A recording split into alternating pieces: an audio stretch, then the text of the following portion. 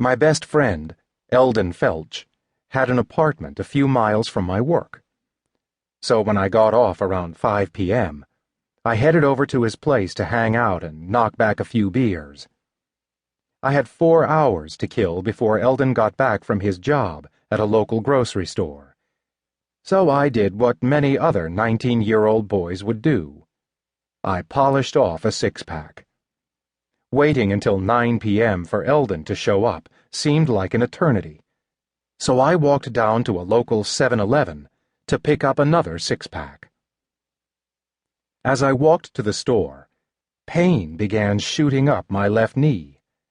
I'd injured my knee playing football in a sandlot game, and my knee was wrecked. I'd had 3 surgeries already and needed another, so I had a bottle of pain meds handy. Popping pills to manage the pain in my bad knee had become routine. I had been doing so for about 2 years now.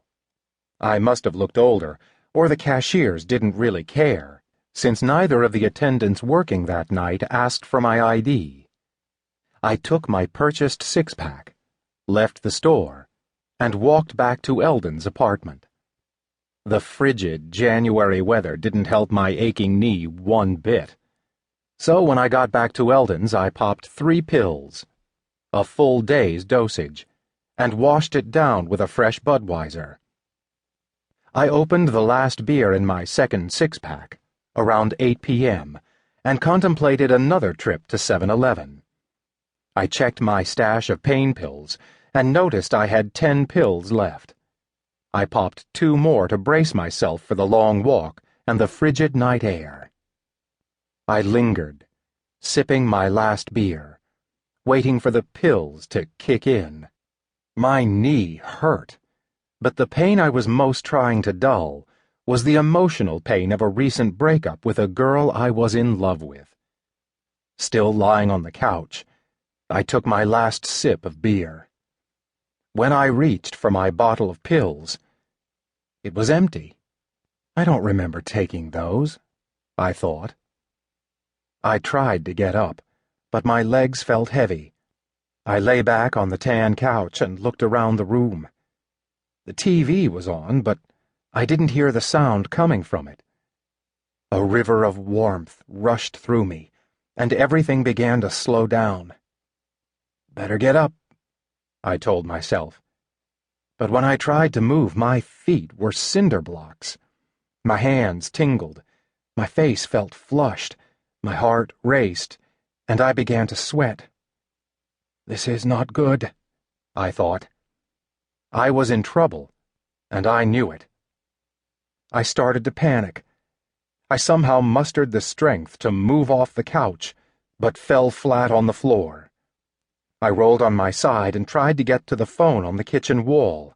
I needed help. I wanted to shout, but I had no voice. My head was clouded, and I struggled to breathe. But I had to get to the phone. I crawled a few feet, collapsed, then passed out.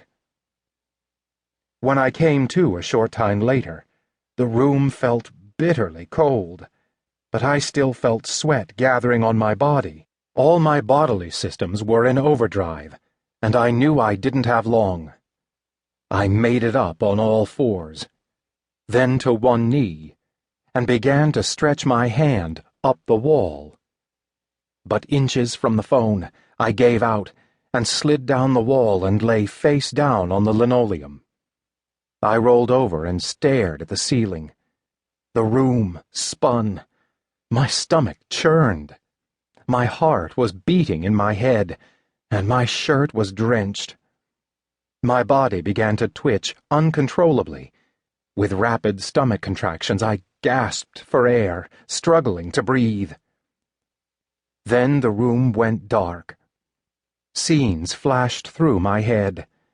I saw myself clearly as a 5-year-old, playing in my family's yard and talking with our neighbors, whose kind faces were lit by the brightness of the California sun. I recognized my mother and father, but they were moving away from me, and I couldn't see their faces. I wanted to call them, but they were distant and out of reach. Then I was at the beach, and I saw the face of an angry adult wailing on me for some unforgivable mistake. She held me under the salt-filled water until I took my last breath. I saw my tears, and my fear, and my helplessness. I saw myself crying every night as I lay down to sleep.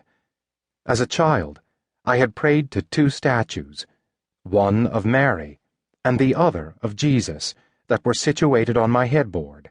I prayed that they would rescue me from a life of fear and desperation I already found unbearable, and from the emotions of fear and desperation that were too weighty for any child.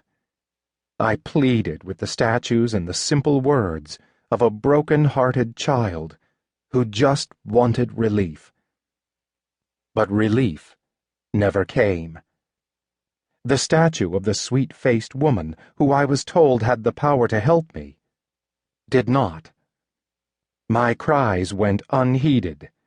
The gentle smile of the man statue seemed to be laughing at me.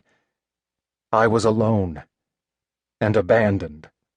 One night, after praying, I broke the heads off the two plastic statues, went to the backyard, and buried them in the soil of a nearby garden. The next thing I saw was my body lying in an ambulance as it roared down Danforth Road on its way to Edmond Medical Center.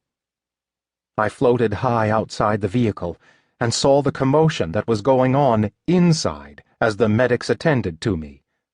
I saw the oxygen mask on my face and my shirt torn back as I lay unconscious on the white transport gurney. I watched my body jerk when paddles were put on my chest to jumpstart me back to the world I'd just exited. But I didn't want to go back to the pain, to the confusion, to the loneliness and isolation. I saw fear on the medics' faces as my life began to slip away from them. Watching this scene, all I could think was, "Good. It is over." Then I heard a voice say to me, "Not yet, son. I have too much for you to do." I fell back asleep.